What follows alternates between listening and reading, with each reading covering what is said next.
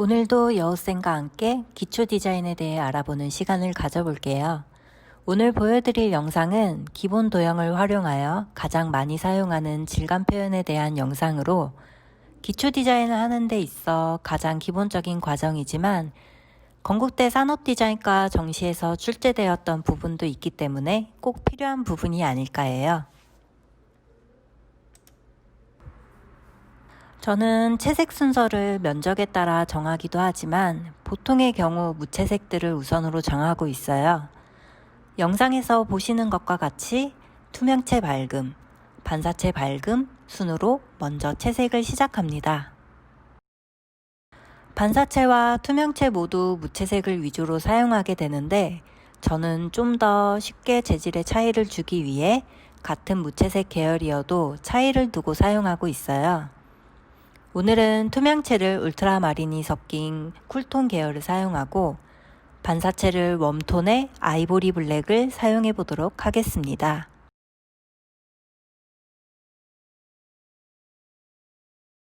소재들은 하나씩 완성을 해나가기보단 단계를 한 바퀴씩 삥 돌아준다는 느낌으로 순서를 맞춰주면 전체적인 톤의 밸런스를 맞추는 데에도 도움이 되고 개체들 간의 관계 정리에도 도움이 되는 것 같아요.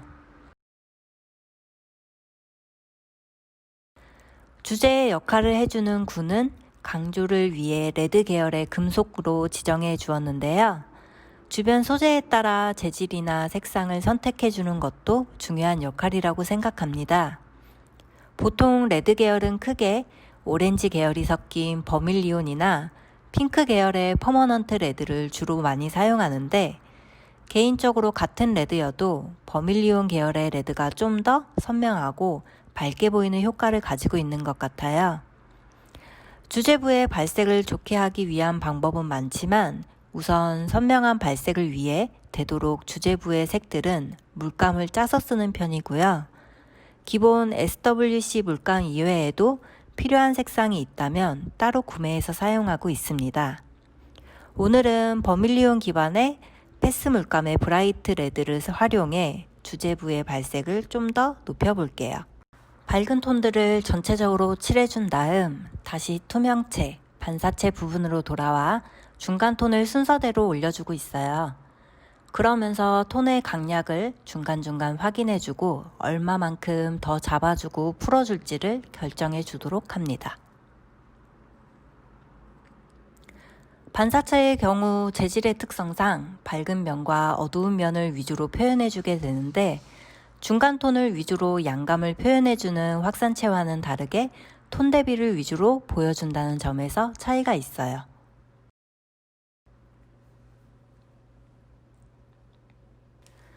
소재의 재질과 색상을 자유롭게 선택할 수 있는 경우 재질은 다양하게 사용하더라도 색상을 선택할 때는 자칫 산만해지지 않도록 유사 계열로 묶어서 무채색을 포함 3가지 이상이 되지 않도록 주의해 주시면 좋아요.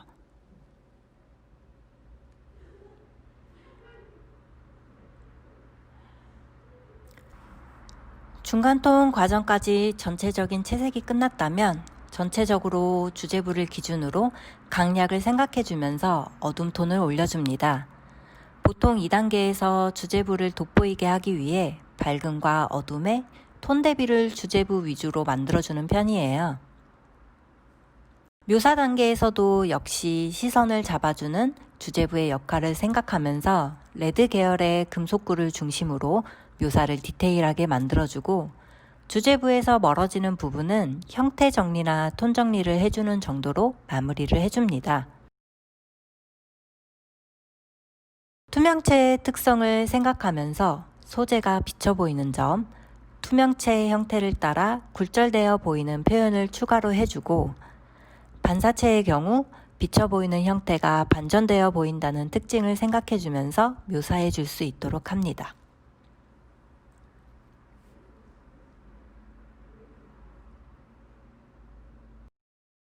바닥에 놓여있는 정물 시점의 소재들은 그림자의 역할도 매우 중요해요.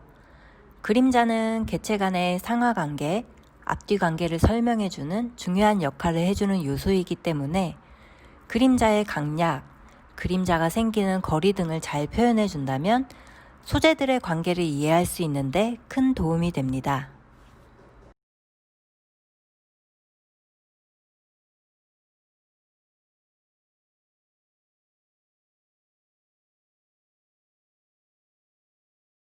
기본톤 채색 단계에서는 재질이나 색상에 따라 순서가 돌아갔다면 묘사 단계부터는 주제부를 중심으로 순서가 돌아간다고 생각해 주세요. 필요한 하이라이트, 밝음들을 주제부에서부터 찾아주고 재질이나 구조에 따른 묘사들을 주제부에서 시작하여 멀어지는 부분으로 갈수록 묘사의 강도나 대비를 줄여준다고 보시면 될 것 같아요.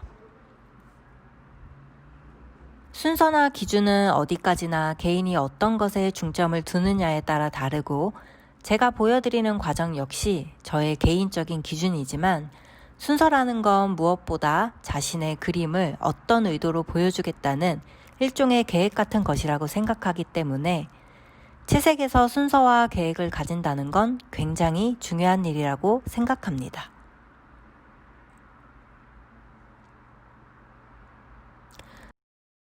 오늘은 기본 도형 재질 표현을 통해 기본적인 것들을 재점검해보는 시간을 가졌는데요. 한 번쯤 가장 기본적인 것들부터 되짚어보고 탄탄한 실기력을 키울 수 있도록 해보며 하는 마음으로 오늘 시간을 마무리하겠습니다.